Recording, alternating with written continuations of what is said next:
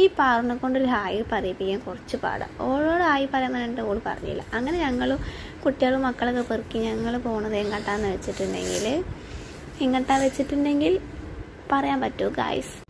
നമ്മുടെ ലക്ഷ്യസ്ഥാനം എന്താണെന്ന് വെച്ചിട്ടുണ്ടെങ്കിൽ പുതിയങ്ങാടി നേർച്ചയാണ്.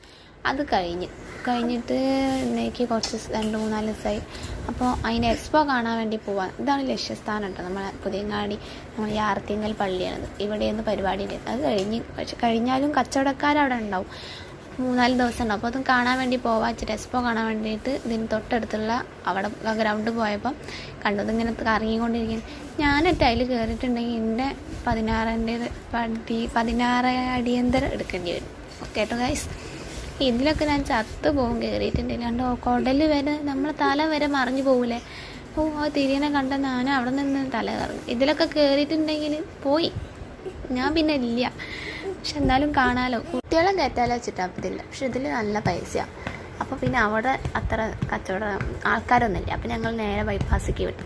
ബൈപ്പാസിൽ പോയപ്പോഴാണ് മോളെ ഇത്ര പൂരം കച്ചവടക്കാരാണ് ഇപ്പോഴും. പരിപാടി കഴിഞ്ഞിട്ടും റോഡ് സൈഡിൽ ഇങ്ങനെ കണ്ടുകൊണ്ട് ഇങ്ങനെ വണ്ടി പോകാനും കണ്ടുകൊണ്ട് നടന്നു പോകാനും നല്ല രസമല്ലേ. കുറച്ച് പൈസ വേണം നമ്മളെ കയ്യിൽ, എന്നാൽ എല്ലാ സാധനങ്ങളും നമ്മളൊക്കെ ഇഷ്ടപ്പെട്ടതൊക്കെ വാങ്ങി പോവാം. ജിലേബി, പൊരി, വള, മാല, കമ്മൽ, കളിക്കണത്, ചട്ടി അറുതിയുണ്ട്. പല കറുപ്പ് കളറിലെ ചട്ടി കണ്ട ഗൈസ്. അതെന്താ ഉദ്ദേശം എന്ന് എനിക്ക് മനസ്സിലായിട്ടില്ല. അങ്ങനെ ഞങ്ങൾ ബൈപ്പാസിലുള്ള ആ എക്സ്പോൻ്റെ അടുത്ത് ഇവിടെയാണ് ജനങ്ങൾ ഉണ്ടായിരുന്നത്. എത്ര പോലും അവിടെ കണ്ടതിനെക്കാട്ടിയും കൂടുതൽ എന്താ പറയുക കളിക്കാനുള്ളതൊക്കെ ഇതിൽ കുറേ ആൾക്കാരുണ്ട് കേട്ടോ കറങ്ങണത്.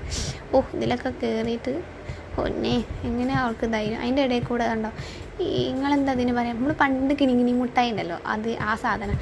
ഇപ്പം ഞങ്ങൾ നടന്ന് വലിയ കടയിൽ പോണത് എങ്ങാണ്ടാന്നല്ല, വലിയ ബിൽഡപ്പിൽ പോകുന്നുണ്ട്.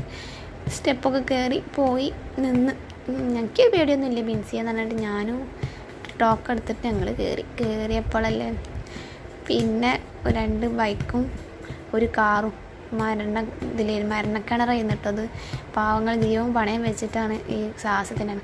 ഞങ്ങൾ എടുത്ത് നിൽക്കണ ഒരേട്ടൻ 50 റുപ്യ നീട്ടിയപ്പോൾ അത് തട്ടിപ്പറിച്ച് കൊണ്ടുപോകണ്ടിട്ട് ഒരേട്ടൻ.